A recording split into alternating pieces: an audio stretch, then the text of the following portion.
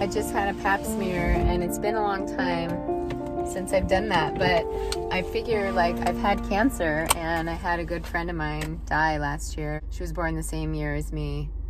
We were only born like a few months apart, and she had cervical cancer, so I had to go and get that done so that I could, be legit with all the things.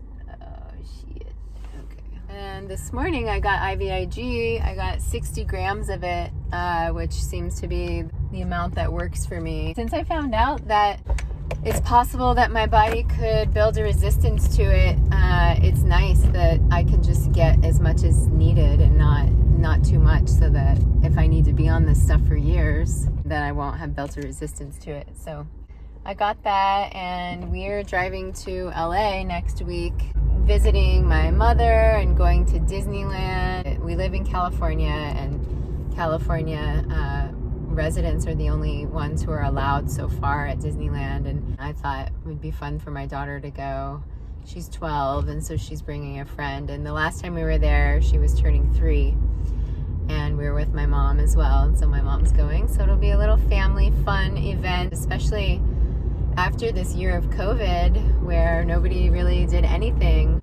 I need to have good platelets. Yesterday they were 77, and the week before they were 150. I'm feeling decent. I mean, sometimes it's hard to tell how I'm feeling because I'm just getting older, you know? I'll be 47 this year, and it's not like that's ancient, but it's definitely old enough to be having like aches and pains and things like that. I'm always blaming my low platelets, but I also I weigh more than I'm used to weighing, and maybe that's from like the aromatase inhibitor, maybe that's from not exercising, maybe that's from getting older. I don't really know, but it makes me feel like sluggish, you know, just weighing a little bit more than I'm used to. And it's been really hot where I live as well, so I'm like thinking that I'm feeling so fatigued from having low platelets, but I think it could be a combination of things. So I feel excited about the possibility of talking about something else besides my health, like doing different kinds of vlogs. I used to write all the time, and now I really enjoy making videos. I kind of miss writing, but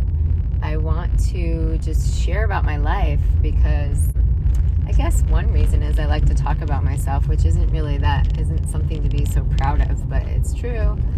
And then also, I don't know how long I have to live.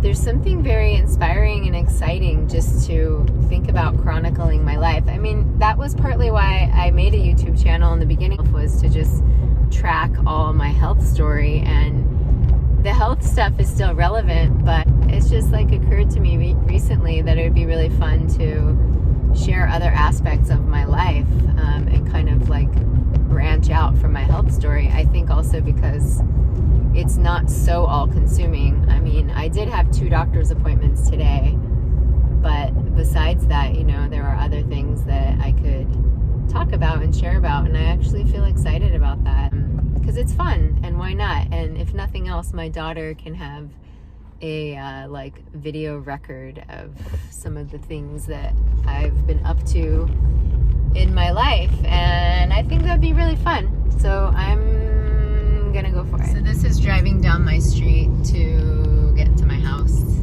I live in Grass Valley, a neighborhood called Morgan Ranch. It's super cute. I really like it here. I've lived here 2 years. We have a lot of trees. It's mostly a lot of old people, and I really like old people because old people just don't give a fuck as much as young people, and I aspire to not give a fuck. Well, not really, actually. I just mean they can usually be more themselves, and they don't have to like put on as many airs as like younger people who are trying to impress everybody all the time. And also they're just quiet. So here's my house. We're pulling up to it. Here it is. Isn't it cute? It's my little house. Might as well show more of it in the front yard and going up into my house. And right here is a little box that I have going out for Amazon FBA, because I ship things into Amazon, and that's part of the job that I've had when I had to stay home from when I got cancer. I basically quit the job that I had. Now we're in my house. Here's inside. I stopped working when I got cancer, and I really just wanted to focus full time on getting better, and I did that. And then after a while, I really needed to start working again because I needed to support myself. And so I started reselling online, and I got the idea from Gary Vee. If you don't know who that is, Gary Vaynerchuk, he's a social media guy. He did these series flipping stuff at garage sales and stuff, like buying a mug for $1 and selling it for $8 and stuff like that. And he did it. And so he gave me the idea, and I just started doing it because I've been like thrifting for so long, for many years. And then I've had an eBay account since at least 2001. So the store that I have now, it's called Funkalicious Feline. Shows that I've had an eBay store since 2001. And I've just been selling for a lot of years, but I just decided to like turn it into a business because a lot of people are doing that. There's a lot of platforms out there for reselling clothes, like Poshmark and Mercari and Grailed and Heroin.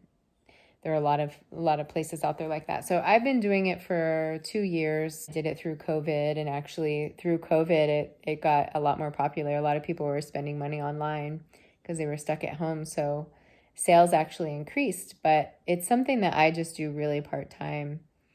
And then I also sold books on Amazon over the years. I don't even know how I got into that, but I sold them as a merchant fulfilled order. So, that's where you scan a book or you scan anything, and then you add it to your inventory. And then if somebody buys something, you get an email from Amazon and you package it up and then you send it out. And I've been doing that for years. And I sold a lot of books from India because you could buy books in India for really cheap. And then you come to the States and they actually cost a lot.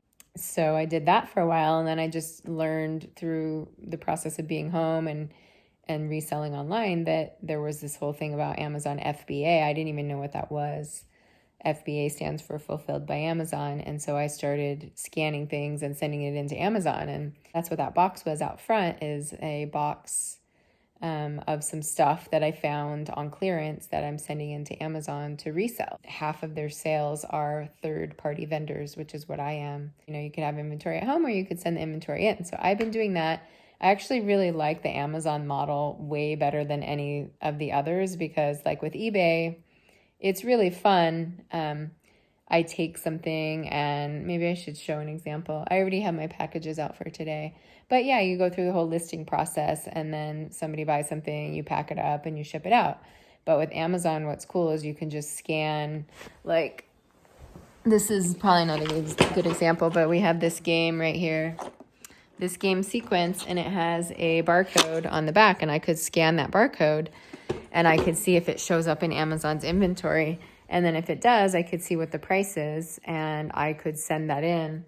If it showed up, you just mark the condition that it's in. So you can sell stuff used. I don't know, I got confused there for a minute. And then you send it to them. They store it for you. They ship it for you. They handle all the customer service. If there's a return, they handle the returns. It's very cool. It makes it so that I could send in, 25 boxes of items to Amazon, and then I could go on vacation for 4 months or something, hypothetically, because I don't need to do anything else. Once you send it in, it's like out of your hands, which is phenomenal.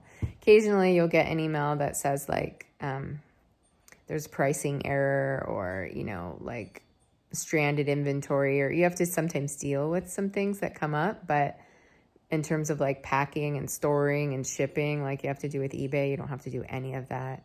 They take a pretty high fee, I would say, but it's worth it. It's totally worth it in the end. It's not nearly as much fun as like sourcing for inventory for eBay and Poshmark, but it's just another good way to make money. So that's what I've been doing. I've been doing it for 2 years, and I think I'll just keep doing it. I do it just as like whatever my health allows, whatever my energy level allows. I actually haven't really worked in a couple of days, which is not good, but I've just been doing other stuff, and I'm planning to do like a really big push work day on Friday. And I work more when my daughter's not with me. When she's with me, I have her half time. And so when she's with me, I like to be with her and spend my time with her. Although sometimes I work. I do a little bit. but I don't like work hours and hours when she's with me. So I feel pretty fortunate because I worked in offices my whole career of working. I worked for Wells Fargo. I worked for other businesses over the years, and I was like a 9 to 5er. And then I got this chronic health issue, and it made it so that I could work for myself. And it's actually a huge blessing to be able to do that.